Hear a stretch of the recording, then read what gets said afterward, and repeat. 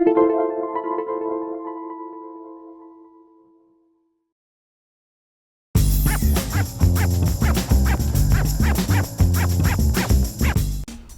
to My Long Island TV. From Manhasset to Montauk, we have traveled our communities to bring you the following events. I'm your host, Waldo Cabrera. My Long Island TV starts now.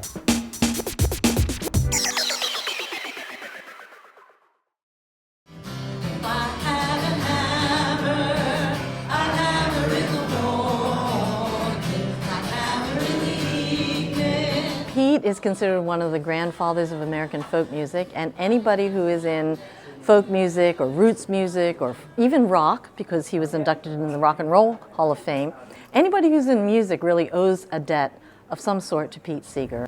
In June, he had been called up to the draft board and was eventually sent to the Pacific.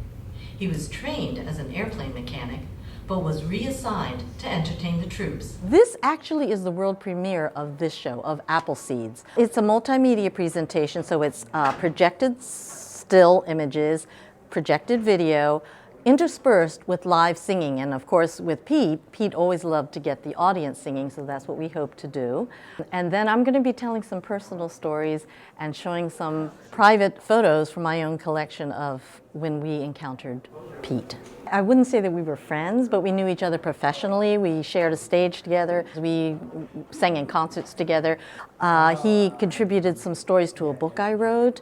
He was always very kind to me. And with Pete, what you see is what you get. He is totally 100% genuine. God Bless the Grass was the first album in history completely devoted to environmental issues. That same year, Pete helped to start the Clearwater Organization to protect the Hudson River and advocate for the environment. Well, it took months and months and months of research, editing, gathering information, gathering photographs, gathering songs. It's a huge project, but because I love Pete so much and I wanted to honor him, I really felt it was important to have something like this. This land is your land, this land is my land, from California to the New York Island. Because of media and because of the era when Pete came to the forefront, he was able to spread his message a lot further than people before him, and he kind of laid the groundwork for how to use music, as I said, for social justice issues and for activism. And so people like John Lennon and people like Bob Dylan and John Mellencamp, all those people who really work to help the world move along in a better space, learned from Pete Seeger. His father was Charles Louis Seeger, Jr., a Harvard-trained composer and musicologist. People think that he was a grassroots kind of guy, but no, he came from a solidly middle-class family. But as he grew, he joined the Communist Party. He was young and idealistic, and then he was disillusioned after that and left. But then that past kind of followed him, and during the McCarthy era, he was, I wouldn't say persecuted, but he was hounded, and he was blacklisted, so he wasn't able to work.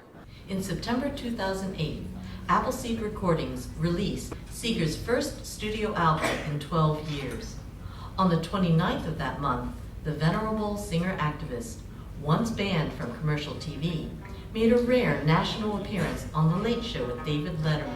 I thought he came from a different type of family, not from a Harvard-educated father, and I never knew that he had actually attended Harvard, you know.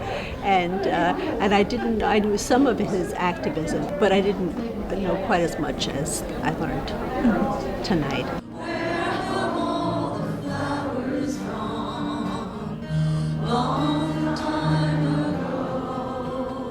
We almost didn't get in tonight because there was a wait list, and I kind of begged. And the wonderful director of the center looked around and said, "I can find you 2 seats." And she found us 2 seats right in the front. To everything, turn, turn, turn. This was a magnificent production. It went far beyond my expectations. It was classy, it was accurate. The music interludes were magnificent.